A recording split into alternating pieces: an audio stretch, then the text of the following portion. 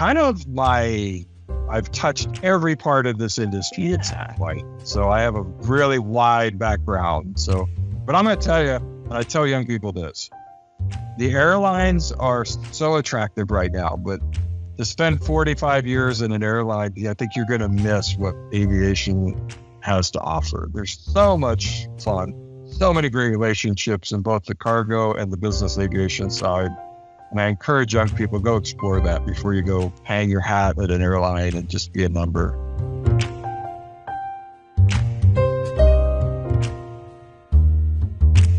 Hello and welcome to the Business Aviation Collective podcast sponsored by LD Aviation.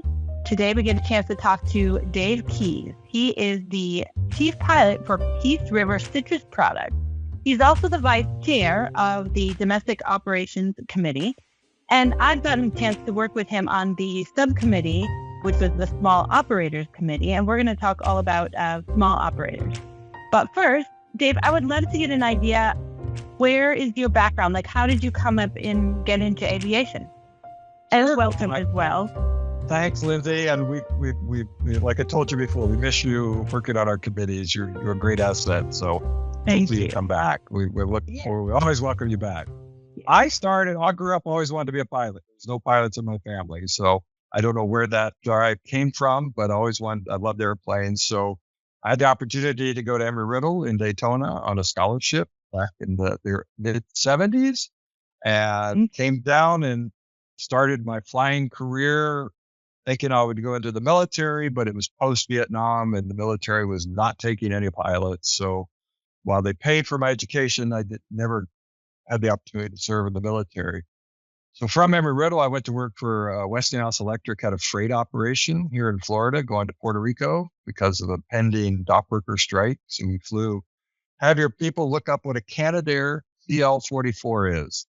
Okay. People know what that airplane is, but that's where I cut my teeth. Worked there for a couple of years, moved to Miami. They closed down the division, didn't need it when I moved to Miami, continued to fly freight all around the world and Electras, 727s, and just had a great time doing freight and cargo flying. Went to work for Eastern Airlines, if you remember them, back in the 80s.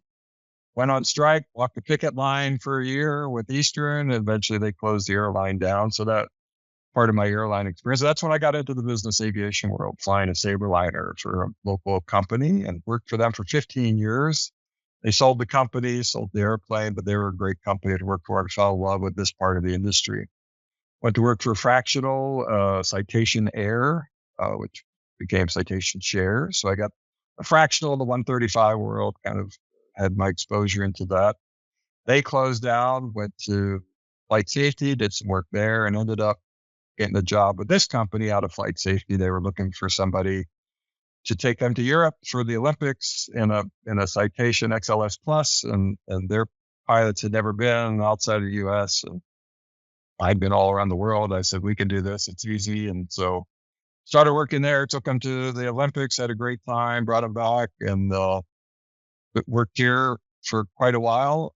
I left here to go to Southwest because I had some friends at Southwest, and that's a long story about why and how, and sometime I'll tell you that story, but all right. About 6 months into that, the owner of this company, who was really a great person, wanted to make a change in his flight department because it wasn't going well. And that's part of the story. Called and said, I want you to come back. I said, hey, I'm with Southwest. I don't need to come back. And long story short, he said, tell me what it'll take for you to come back. And so I did. And he met all of my requirements, which I went, darn. There. But I love this. So I came back. Have been here ever since. We've since have gotten rid of the XLS Plus, replaced it with a Latitude. Replaced the Latitude. We now have I've touched every part of this industry. It's quite. So I have a really wide background. But I'm going to tell you, and I tell young people this, the airlines are so attractive right now, but to spend 45 years in an airline, I think you're going to miss what aviation has to offer. There's so much fun, so many great relationships in both the cargo and the business aviation side. And I encourage young people, go explore that before you go hang your hat at an airline and just be a number. So that's my preach. Yeah, no, I think you're right. And just being a number for so many years over and over. And you're right. What else? You go to the same places basically every single time and the same layovers, and business aviation just allows you to go so many different places. Yeah, it is really too bad to see so many people leaving. I think it must just be a cost or a financial decision. And Well, that in mind, it's so attractive now. What I just see to United AIP is a 40% pay raise. I mean, yeah. just throwing mad money. Having worked for an airline that went bankrupt, though, I can tell you, you think you have a full-time job, but this industry changes very quickly. It sure does. I mean, how long ago were we just watching everybody being laid off? It's not been but a couple of years. So Exactly. So I love business aviation, and I love all parts. I love the challenges, and I tell people this, that I think when I was with the airlines, I knew people, but I was not friends with them. My friends I've made through business aviation, my close friends that will last forever. And I love that. I love being friends with people in aviation, and we're geeks, and we talk about it, but yeah. no, I totally agree. And that must, I mean, obviously your passion for business aviation comes out and it shows up in your additional work, because not only are you the chief pilot, but you do a lot of work giving back to the community. And so right now, your position in vice chair with the Domestic Operations Committee. I'm not sure if those of you listening have even heard of that, but it's part of the NBAA. And you guys have been around for quite a while. There's a couple of sub chapters of that as well. One was I have an experience with is that small operators committee, but maybe you can tell us what you're doing with the DOC right now. Right. And then we'll work on just Perfect. small. Well, the DOC, we kind of are an all-encompassing committee and basically look at anything happening within the airspace and the operators. We have NBA has an international operators committee that kind of looks at all the international stuff, but DOC integrates a lot of that into our resources because a lot of our operators fly international. Under DOC, we have the small flight department subcommittee. We have the 135 subcommittee that deals with the 135 operators. And we have the 125, which are the sports team folks that fly sports teams under the 125 certificate. So they operate large airplanes, but they're not 121. Mm-hmm. And they have certain regulations and rules about how they charge and how they operate. So like the BBJs of the world. Exactly. And so they have to get a 125 certificate. So we have a subcommittee that deals with that. And then we have just recently taken on an air traffic control technology group that now falls under our committee. So that just happened first part of this year. So we're trying to figure out how all that operates, because those are some really smart people that understand air traffic control and the technology that's going on and approaches and all that. So we sit back and listen to them talk and just go, wow, they're really smart. But they now fall under DOC, and we love integrating. We're figuring out how to integrate them into the rest of the group. So we do that. In addition to, I don't know if you know this, I'm also the president of the Central Florida Business Aviation Association. We started that about three years ago, and we're up to over 400 members. And yeah, Central Florida is a real hotbed of business aviation, and it's just taken off. And I love the work we do. We have a huge aviation day every spring for students to be exposed to business aviation at the Daytona Airport, and this will be our third year coming up next year, and it's grown. This year we had almost 400 students came and got exposed to what business aviation has to offer. So that's awesome. I need a scheduler section of that, count LDA in, because that would be really cool. We're also always trying to get more people into the scheduling. Like, it may not be as glamorous, perhaps, as the pilot side of it, but I consider it a career. And yeah, if you ever need any help on that side, let us know. It was interesting this year. We had fewer pilots, but a lot more maintenance, engineering, management people, students that came to see what the offerings were. So we were really excited about that. So yeah, we'll definitely mine. I'll pass your name on to Matt and have him reach out to you. So yeah. Yeah, that'd be cool. So when is the next event? Our next aviation day is March 1st of next year. Okay, March 1st.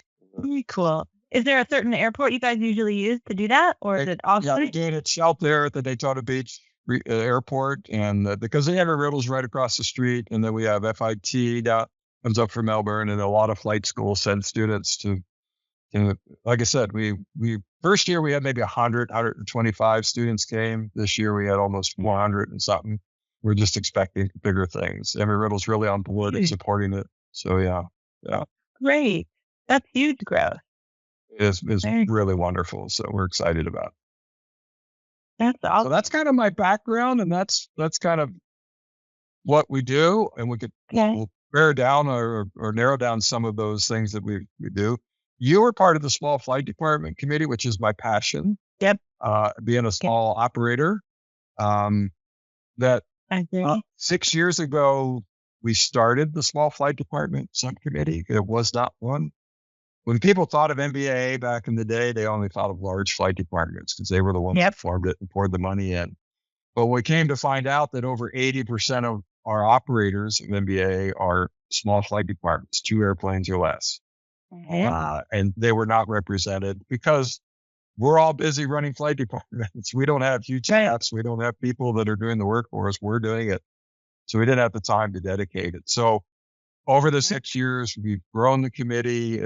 We put out tons of resources, and we'll talk about some of those over the years. We've addressed many issues that have come up. We hold annual meetings, which are now biannual. Joe and Dylan just had a virtual safety symposium where we had 4 speakers that talked about everything from contracts to insurance to contract pilots to leases and things that small flight department managers need to know. Yep. So we're already planning for BACE this year in Vegas. On Monday, we'll have a small operator symposium, and we're working on the topics for that, which I'm excited because I think Joe and Dylan had some really great ideas. In our end of the industry right now, runway excursion seems to be our safety issue. We've been running a lot of airplanes off the runways, having accidents. So we're going to address that with some real hands-on technical discussions on landing performance and stabilized approach criteria. It's really out-of-the-box thinking ideas. Nice. And then we hope to have somebody speak on leadership. One of the challenges for a small flight department, you've only got 2 of you or 3 of you. How do you manage it? How do you get along? How do you resolve? Yeah. How do you make sure that because if the co-pilot's mad at you because you're being a butthead, they may not say anything. They're just going to go find another job, and so you've lost a valuable asset because you ignored an issue or you've not addressed an issue or you've not. So we're going to bring somebody in that's going to help managers kind of navigate or open our eyes to, yes, because I think managing 2 people is a way different thought process than say managing a 15-person flight department, right? Yep, I agree. We're going to explore what that looks like and hopefully come up with some tools for folks. And I think also, like we were talking about a little bit before, when you have, and this will be kind of later down the podcast as well, but you've got this turnover that we're seeing, so much turnover. So I believe you said, you were hired in as the SIC, and now 4 or 6 months down the road, now you're the chief pilot. So you're put in those roles perhaps because either there's nobody else or you're the next in line, and perhaps you don't have any leadership or management experience. Yeah, I think that's common. Right. So one of the tools that I encourage people to go, we've been creating, and you may remember when we started this, the learning management system where SOLS, Small Operator Learning Series on the NBAA website. And you can go there, and we have created a lot of tools on hands-on things you need to know about just managing your department. And then also we have speakers, Dr. Broyel that does some stuff about compensation. Jenny Showalter has done things. So we're trying to create a learning management system where a new manager can go on and find topics that they may be interested in, watch a 30-minute, 40-minute video presentation with experts and gain some knowledge about how to better run their flight department. And it's great hands-on practical knowledge that they're going to find useful. So we've been working real hard in creating those. We do 2 or 3 modules a year, continue to add to it. So Brad can add that link into your description, and folks can go find those modules. It's really helpful. Definitely. I remember it, and I think it's been probably 3 years since I've been part of that the small operators committee, but you guys were working not only on those modules, which I did get a chance to see almost finished products of one of them. I'll have to go back and read them or watch them more. But do you guys, the committee that you're doing, is this your 4th year coming up here in October? Or not the committee, I'm sorry, the symposium. Yes, this will be our 4th or 5th. I've lost track, but yes, I think it's our 5th because I think we did it this next year after that. So we've been on a committee at 6 years. So the symposium in Vegas happens on the Monday afternoon. We've done all kinds of topics, and you've seen some of them. Our first one was kind of funny. It was our theme was wearing all the different hats. Manager, you're just okay. I got my scheduling hat on, or my flight planning hat on, or my maintenance hat on, or my insurance hat on. Which hat am I wearing, and how do I prioritize those things? So that was our goal, and that continues to be our goal. And I think the plan is this year's is to survey small operators again to find out what issues they're facing. We did it initially about 5 years ago. So we want to see if anything has changed. We kind of feel that it's going to come out the same, but we want to see if there's anything operators are dealing with that we're not on our radar. But to look for a survey probably at the first of the year. Yeah, I think like you, this is a passion of mine, the small operator as well, because that is really what LDA works with. And I think that was my original kind of goal with LDA, is that I came from large flight departments, and I was able to see all of the resources that these large flight departments have access to. Full-time schedulers, full-time dispatchers, a safety person, an HR person, all of those different roles. And the small flight department puts all those people into one. And I like that you guys try and highlight that, but also highlight the fact that you have to prioritize the safety part of it. You're still the pilot, and you're still trying to do the safety stuff first. Right. And that's been an issue. I've worked really hard over the last 4 years with IBAC and different vendors, and we've held 2-3 conference calls this year on small flight department safety. 2 of the calls had to do with the frats and how does a small flight department, what's the effectiveness of a frat for a small flight department? Because when I talked to small operators, they said, we're just checking boxes. It doesn't tell me anything I don't already know.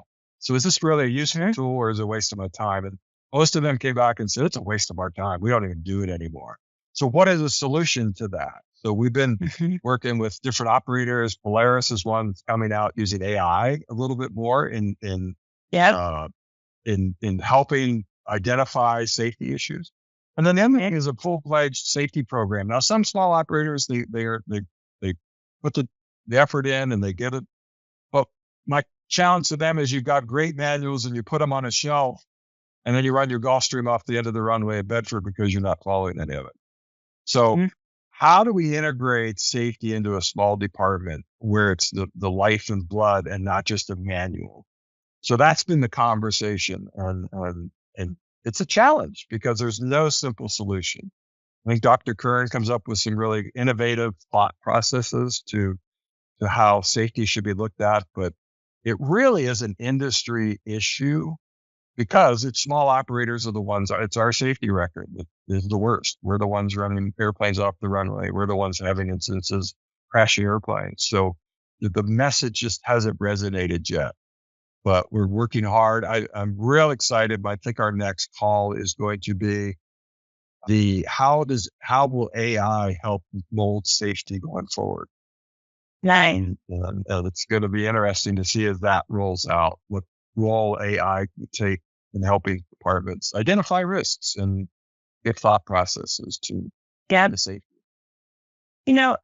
I had a conversation with your group years ago, and they brought up one of the points that when pilots are going through training, I'm talking like very private pilot training, why is a safety management system or safety I mean, they're learning to make sure that they don't crash an airplane and everything. But one of the people on the committee was talking about why don't we add in more safety processes to the beginning of everybody's training? As soon as you start getting your private pilot license, why can't we add some of these things that the small flight department or large flight department should be doing in the future and start training them in the beginning, like right from the start? And part of that I've identified is we need to redefine what that looks like. So, and I'll give you the example, when you're when you're a student pilot and the instructor is teaching you how to use the checklist and do a pre-flight and check the weather, and the terminology should be, this is part of our safety management process. All of that feeds into being a safe pilot. Well, we call it the pre-flight. We call it the checklist. We're not changing that thought process to say, no, that's all part of the safety management process. Mm-hmm. That when I'm pre-flighting, I'm contributing, I'm looking at it through the lens of safety. Is the weather going to be good? Is the airplane well? Does it have that? It's not just, well, that's the pre-flight. No, that's part of the safety management system. So I think ideally we can get primary flight schools to kind of change their language, and they'll help the upcoming generation to just see, no, it's integrated into everything we do. That's what Dr. Kurt has been trying to get us to see. Safety is not set on the shelf, or it's something you practice when something happens. It's part of your culture. It's embedded into who you are and what you do. I said, like the frat was a perfect example. I said, so you're checking boxes to verify that you've done what you've always been trained to do: pre-flight the airplane, check for weather, check for any conditions, right? That's what we've learned from day one. So why am I checking a box? Why not understand, though, it's all part of the safety system? And then let's provide tools through other mechanisms, AI or other providers like LD or whatever, that helps implement your safety process. I love it. And so the biggest challenge for a small department, let's say there's two pilots. Well, who's your check and balance, right? What is our motivation as a crew? We want to do the trip. That's our motivation. There's a thunderstorm there. How do we mitigate that in our minds to go? We're going to go. There's no chief pilot. There's no somebody else that says, wait a minute, time out. These conditions, let's postpone the trip for half a day until all this weather moves out, right? You don't have that layer of management oversight to help speak into the safety process. So what does that look like for a small department? Well, you can use the next guy in the hangar, but if they're not around, I don't know who you talk to. So it seems to me that there's a platform through operations like you guys or Polaris or somebody that could be that oversight that says, have you folks actually thought about this? You've got this broken, the radar is broken on the airplane and there's thunderstorms forecast and this. Have you really thought through the process of whether you should go or not? Oh, Yeah. Okay. It's going to be a white runway and it's a 4,000 foot runway and the winds are not out of the instrument approach. We're going. Right. Yeah. So this additional piece could be like an extra set of eyes just to put in one more opinion. Exactly. Because sometimes that's what it takes, right? It takes a voice out here to say, hey, you need to think about this. Oh, wait a minute. Because our default is we want to make it go. So that's one of the challenges but you have thousands of different small flight departments, and it's getting us all to thinking in the same line. Well, that line of thought reminds me of two things. One about benchmarking, which I'd like to ask you, because you guys were talking about benchmarking at one of the meetings that we were at. But the other thing is, can you tell everybody about the frat? Because most of our listeners are the schedulers, dispatchers.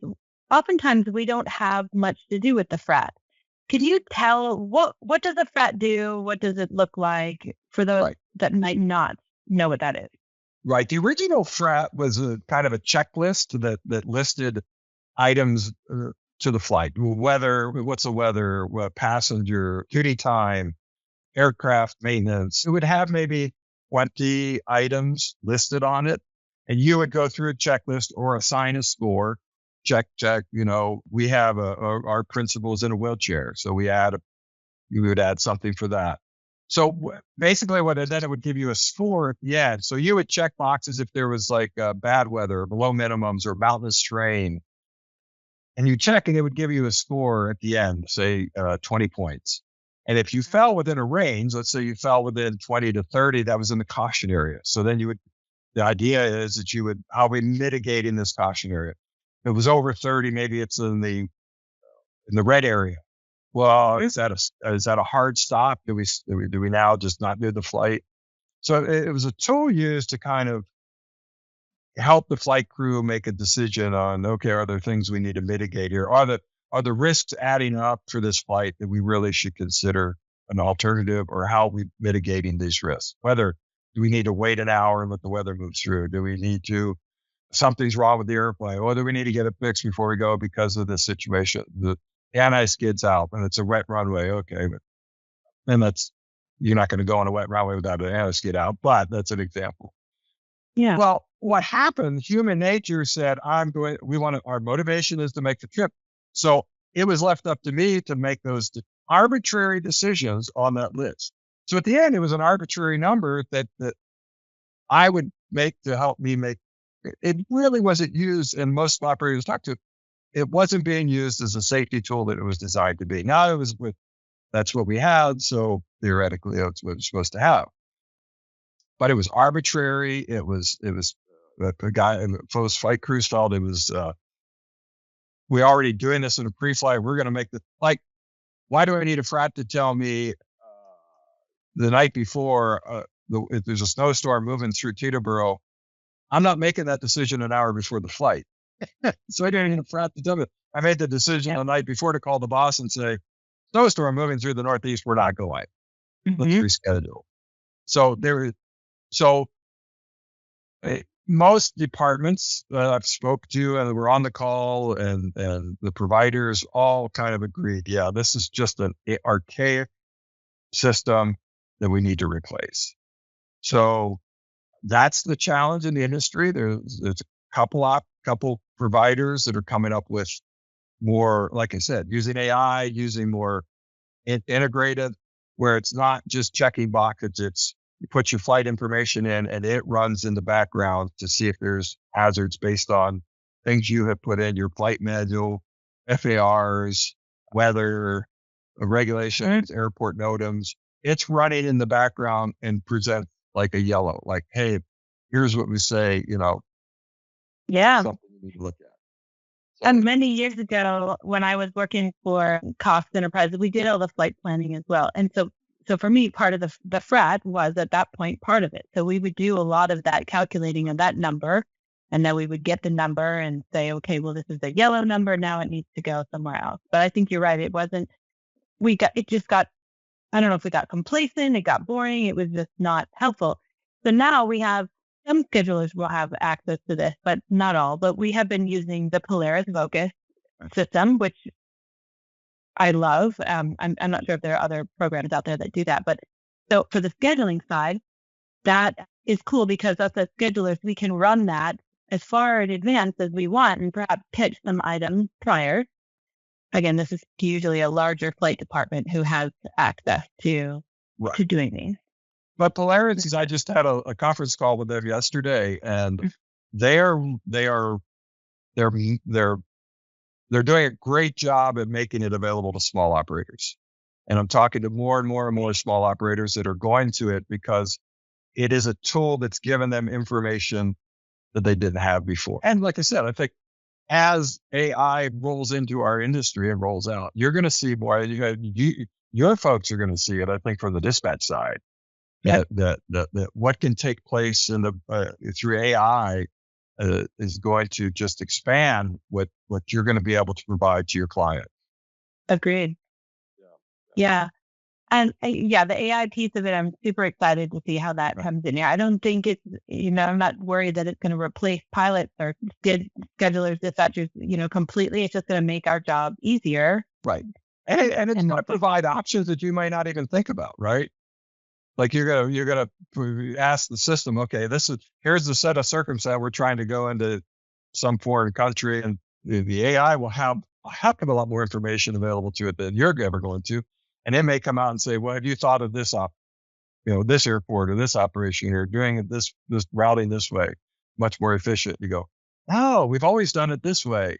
And so I think the excitement of having that roll out into dispatch and safety is going to be really cool. I agree. Yep. And when I think it brings into a part where when the AI comes out with something that's maybe yellow or red, you're actually going to look at it because you're like, oh, I don't need to just sweep this under the rug. It's an actual problem that we need to work with, which then allows you to document it, which helps with your safety management system. Exactly. And then it's just, I think my hope is that it's going to move small operators into safety systems. Because I think if you polled most small operators today, they don't have a safety system. We're not required, right? So, they're not. It's like, yeah, that would be nice, but I'm just trying to make sure the boss's rental cars are there, right? In which case, they should hire LD and let you guys take care of that. There you go. That's right. Yeah, we'll take care of that. You guys take care of the safety part. Exactly. I think, do you, or should I ask you, do you think it also has to do a little bit with the individual that's in that position as well? Some people are way more safety focused and some people are not. Yeah, but you think about it, my generation did not grow up with that. I mean, safety was always, but it was, we were taught, like I said, language. If we could change the language of the primary, where you have younger, I think it is spoken more in Embry-Riddle, right down the street from where I live. They do have an SMS system. And so their students are introduced to it. They understand it. They have a safety. I work with their student safety committee. I speak to them and then I go to their meetings once a month when they're in a session. So they're plugging into what we're doing. We're having these conversations and what they like is they can go to the administration and say, hey, we ought to think about changing our safety system to this. So they're having those intro. So their culture, you're graduating students out of that. They're going to have that culture. So as my generation retires and move out of the seat, I think you're bringing younger people in that their default's going to be to a safety management system of some sort, which is much better. Yeah, that's great to hear that they're doing that. And my goodness, you work like 2 full-time jobs then, it sounds like, because of all the volunteer work that you do with Embry-Riddle and NBAA and a full-time job.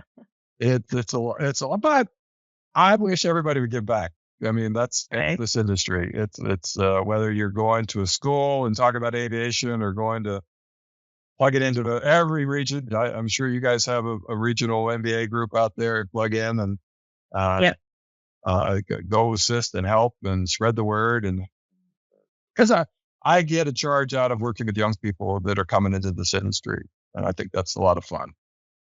It is, right? It's so cool to see. I mean, the passion in other people. Obviously, you and I enjoy aviation. We've been here for quite a while. But yeah, it's super exciting to see the younger people come in with that passion too. It's very much so. And I want to keep it. That's why I tell them, don't just go to, unfortunately today, when a student comes into Embry-Riddle, all of the regional airlines are standing there and they say, look, you sign up to come to our airline, we'll give you free passes while you're going through school. And when you get your 1,500 hours, 1,200 hours or whatever, and then you come work for us and then you'll go to Delta or American or United. And so that's the pathway that they're saying. They don't see anything else. Mm-hmm. Part of what we're trying to do is expand their parameters to say, well, wait a minute, there's a lot more out there than just, jerking gear on a 737 for an airline. Yeah. If we've been around this industry long enough, it's not going to last. Right. It doesn't. Nope. It doesn't last. Aviation is nothing but constant change, good and bad. So, and probably I'm bouncing around a little bit, but I did want to come back to one of the things that you were talking about and something I remember from small operators that also pertains to schedulers and dispatchers, and that's the benchmarking. Benchmarking, at one point you guys had talked about maybe forming on your airport where that's a group of flight departments that could go into each other's flight departments and kind of say, hey, here's what I see. Like if you don't have the money to spend on a formal audit, because there's companies that will do the formal audits, but maybe you don't have the money to do that. So you trade that information on your field, on your airport, between the different operators there. And I think that's really cool. And it also works, like I said, for schedulers and dispatchers. I remember being in Atlanta and we used to try and get everybody together for lunch once in a while. But I don't see why we couldn't do that as well and just go to different operations and say, hey, maybe these are the software programs that we're looking at. And maybe this is how we do requests. Maybe this is how we do on-call evenings and weekends. And I think that benchmarking, not only for small operators, but for schedulers and dispatchers is invaluable. Right. And so what for 6 years now, and a couple years on DOC management and chairman, we've always said we create these resources, but we do feel like we're preaching to the choir, right? People that come to the symposiums, people that come to the safety stand downs, these are people that are interested in safety, or they're interested and so they're invested in doing it. How do we reach those that aren't? And this last year, it kind of hit us that we need to empower, we need to leverage the regional groups, because I do a prison safety roundtable every 6 months here at Central Florida. So we bring flight departments together to talk about safety. So within that group, there are flight departments that never attend base, never attend the Canadair safety stand down. They don't do that. But then here's an opportunity that we can sit around a table, because we're meeting locally. They don't have to travel somewhere, and talk about safety and bring up these topics. Like bring up a FRAG, bring up benchmarking, bring up how are you guys handling, there's only 2 of you. How do you handle it when a safety issue comes? Have meaningful conversations at the local level, reaching the operators that aren't coming to the larger events. And so that's been our focus. We did a video or a PowerPoint on professionalism that Eric put together, and we shared that with the regional groups to say, here's a resource to go talk to your flight departments about. What's it mean to be a professional? Because what we said was a lot of this boils down to pilots just not acting professional. And so just because you get a paycheck doesn't mean you're a professional. Same with dispatchers, just because somebody's paying you to be a dispatcher doesn't mean you're a professional. That's a higher level. And so what does that mean to be a professional? So I think, to get back to your benchmarking point, this is the first year where we really had our eyes open, and we've had conversations with the regional group boards and the different regional groups to say, look, we want to create resources that you can use to touch the local operators, to have these conversations to begin this process, because you're the ones on the ground. We're not. All we can do is send an invitation and say, hey, come to Vegas in October and we're all going to gather and talk. And how many, 2-person flight departments can go, well, yeah, the boss is flying. I can't come. Yeah, it does. Maybe they don't have the money to pull a contractor in. Maybe they just aren't even given the budget to go to a contract like that. Exactly. But then come to lunch or a 3-hour meeting at the Orlando Executive Airport, and we could have that conversation, and then say, okay, how do we benchmark? How do we do these things? And they go, oh yeah, that's a great idea. Let's. So that's kind of the path we're taking. Okay. And I look to roll more of that out over the next couple of years and I put that challenge to all the NBAA committees, international ops, and to say, look, you're creating great resources up here, but you need to create resources that you can push down to the regional groups, who then can push it down into their memberships, because that's where the majority of the operators are. Yes, so. I love it. No, it's very true. We do. Northern California has one, Southern California has one, and then we have people across the U.S. And I think we've got St. Louis is a really big one. But you're right. They're local, and there are 70 regional groups in existence throughout the country. 70? Did you say 70? Wow. Okay. Right. Some encompass all states. Some are like us, where we're just a regional, very localized. So there's a lot going on, which is great. So it's just a matter of giving them resources and encouraging them to have these conversations, and that's our focus over the next 12 months. So yeah. Awesome. Well, great. Well, anybody who's listening, find your regional group, find the one that's close by to you, look for those resources, look for the resources and the learning management system that the DOC is putting together. And we'll put that in the link below. Yeah, this has been a really great conversation, Dave. And it's so good to talk to you again. It's been a couple of years. So, well, I'm glad that you're doing well, and you're welcome back anytime. We've really grown the community.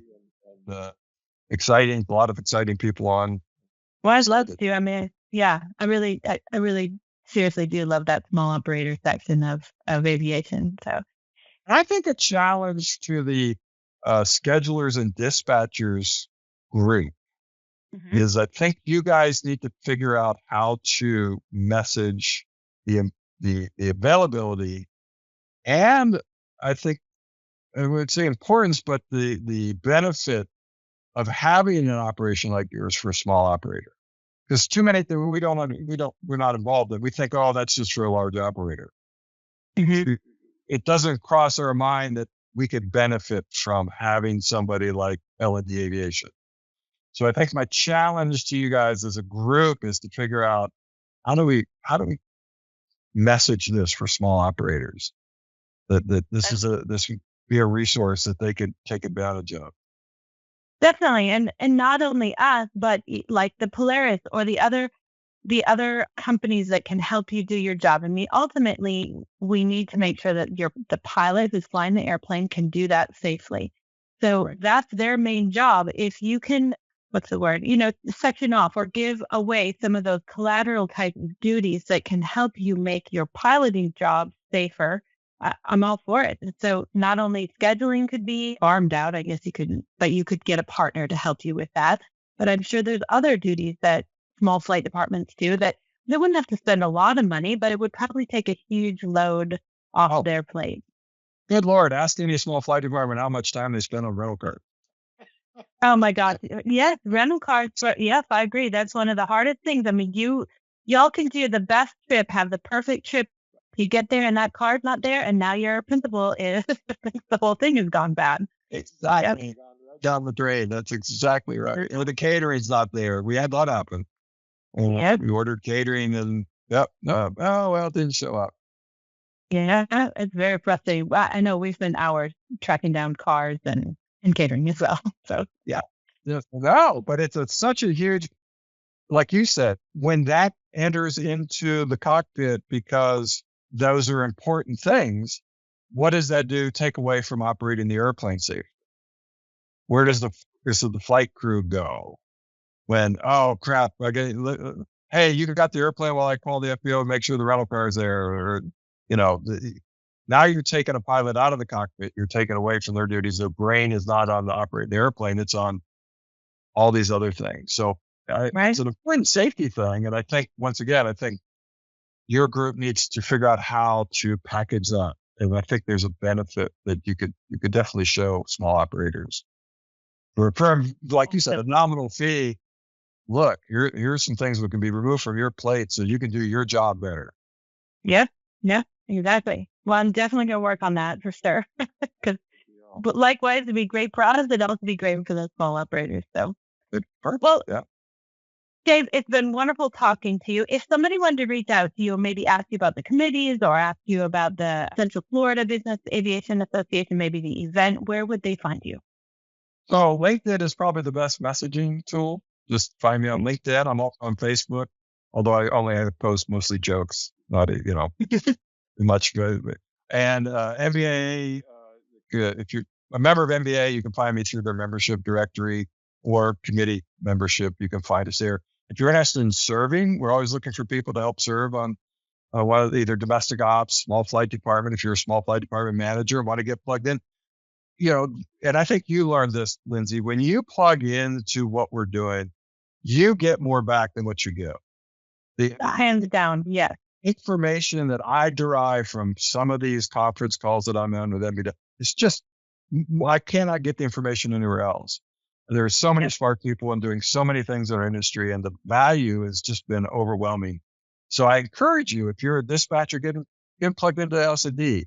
If you're a small operator or 135 or a 125, join our committee and just get back to the community, but your knowledge is going to how we deal with regulations, how we interact with the FAA, how we affect regulations. I mean, we do a lot of that. And so and a regional group. The regional group is a great place because you're going to connect with your fellow operators that are local. And that, it's funny, you fly out of a hangar and you don't even know the guy that's flying the airplane next to you. Yeah. You go to happy hour at the regional group, you go, oh, you're flying that airplane. Oh, yeah. And then you meet somebody and now you build a relationship. And this industry is all about relationships. It sure is. You never know when you might need some information, need some help with something, and that person that you met could be last week, last year. It's that perfect person. So get involved. I agree. Definitely. Well, Dave, thank you so much for your time today. And I hope to see you around again soon. Sure. Thanks, Lindsay. You take care. Enjoy your vacation. Thank you very much.